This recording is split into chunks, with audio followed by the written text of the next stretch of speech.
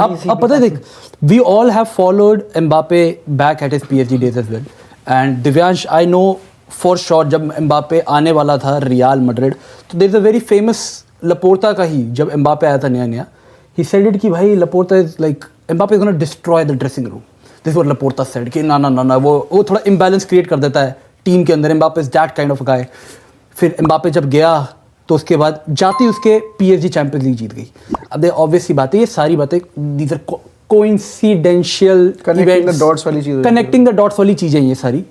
But with the things that are happening right now around Mbappe, everything on the internet, things don't look right for him. But this is obviously just the media side of things. This is not how things are in reality. We would never know that. ठीक है भाई. How do you, I assume you are a very big Mbappe fan क्योंकि तेरे कमरे में पीछे Mbappe की Jersey लगी हुई है भाई. ठीक है. Right now in world football, if there's a player you love the most, I assume that is Kylian Mbappe. It's Vinny, is it Vinny or Mbappe? No, either way. Actually Valverde. It's actually Valverde. Okay. ठीक है. But how do you feel like right now with all this chaos going around Mbappe? This is just Mbappe specific I'm asking you. Do you think that some parts of it is justifiable कि हाँ भाई ये एक ऐसा player है जिसको पता है उसके पास पावर है और just like everyone power corrupts and वो हो रहा है थोड़ा बहुत, or do you think it's completely negative light being thrown to him across teams, PSG पहले and now Madrid? भाई वो एक लुइस एनरिके वाला वो था, ठीक है, तो एम्बापे के रेफरेंस पे जब भी कुछ भी होता है तो वो लुइस एनरिके का एक पॉपअप हो जाता है. ठीक है. मेरे को ये पक्का पता है कि जो भी ज़ाबी के साथ हुआ है उसमें सिंगल हैंडेडली ना तो एम्बापे वाले इंसिडेंट का कोई रोल है ना विनीसियस वाले इंसिडेंट का रोल है. बट स्पेसिफिकली अगर एम्बापे वाले इंसिडेंट की बात कर रहा हूँ, चाहे उसका रोल हो या ना हो, if the president was set कि यहाँ पर गार्ड ऑफ ऑनर को लेकर कुछ हिसाब बना हुआ था, जो कि है.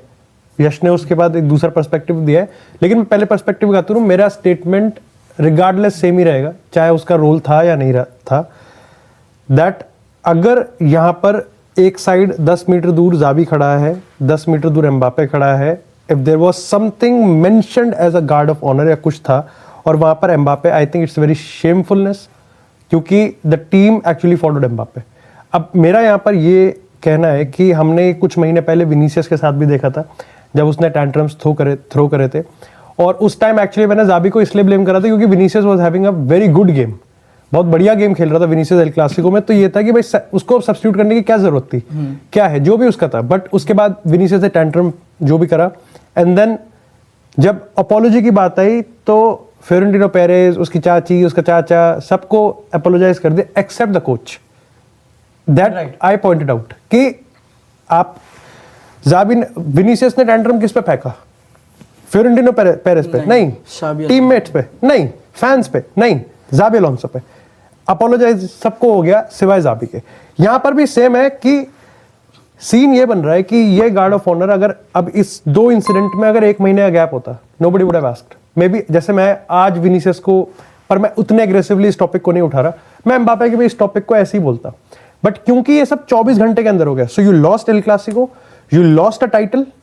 एम्बापे का हो गया, विनीसियस वाला हो गया कि भाई यहाँ पर था, ज़ाबी अलोंसो की टीम खराब खेल गई, ज़ाबी अलोंसो गेट सैक्ड, जिसको ऐसे पोर्ट्रे करवाया, ज़ाबी लेफ्ट विद इमीडिएट इफेक्ट. आपने नया मैनेजर भी अनाउंस कर दिया कि आपका एक नया कोच भी आ गया.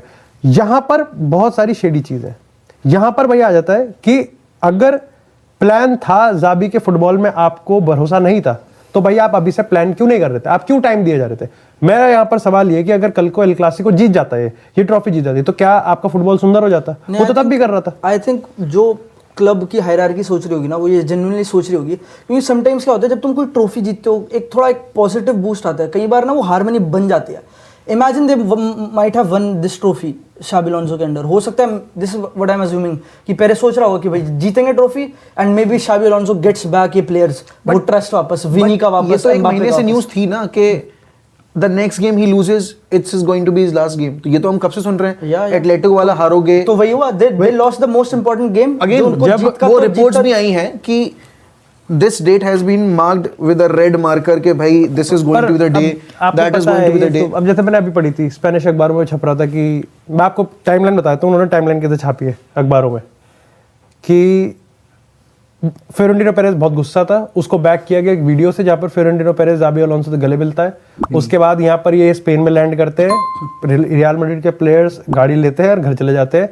उसके बाद फ्लोरेंटिनो पेरेज और यहाँ पर जो बाकी के हायरार्की है उनके बीच में मीटिंग होती है एंड दे डिसाइडेड कि भाई ज़ाबी अलोंसो को सैक करेंगे।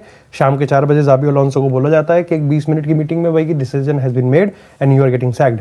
रिगार्डिंग ये सवाल जो था एम्बापे वाला लेके, मेरे को अभी इस कॉन्वर्जेशन के शुरुआत के हिस्से में बात आ रही थी कि Real Madrid is always used to get success, पर चीज़ें ज़्यादा बढ़ गई हैं और मेरे को लगता है कि एम्बापे ने उसका एम्पलीट्यूड करा है। अब इसका मतलब ये नहीं है कि मैं एम्बापे को ब्लेम कर रहा हूँ, मेरे हिसाब से एम्बापे को एम्बापे उस सिचुएशन का एम्पलीट्यूड कर रहा है बिकॉज एम्बापे पे आई बॉल्स होती है, हमेशा एम्बापे पे आई बॉल्स होती है, विनीसियस पे आई बॉल्स होती है, but this time it was different because अगर हम पिछले 10 साल की बात करें, हमने बहुत उतार चढ़ाव देखे और बहुत गंदे गंदे देखे हैं। जोसे मूरिन्हो जब सैक हुआ था तो चीजें इससे भी ज्यादा खराब भाई थी। Literally Casillas and Ramos if I am correct, they told ऐसे पेरेज वगैरह कि इट्स आइदर अस और इट्स हिम, बट इतना था and Xabi Alonso was in the same, but then it was followed by Carlo Ancelotti. जब Carlo Ancelotti ने फिर वहां पर हमको ला डेसिमा जितवाया and then Benitez again down, but then it was followed by Zidane. इन सब में एक चीज आप कह सकते हो, the centre piece of the project was predominantly Cristiano Ronaldo. तो आप यहां पे कह सकते हो कि यहां पर भी centre piece of the project is Kylian Mbappe because both of them were scoring 60-50 goals. वहां पर ट्रॉफी आ रही थी, पर यहां पर ये चीज है कि उस time Gareth Bale, Benzema, Sergio Ramos, Marcelo, Toni Kroos, Modric, they all were. Now you have the power कि इधर you use him as a curse और you use him as a blessing.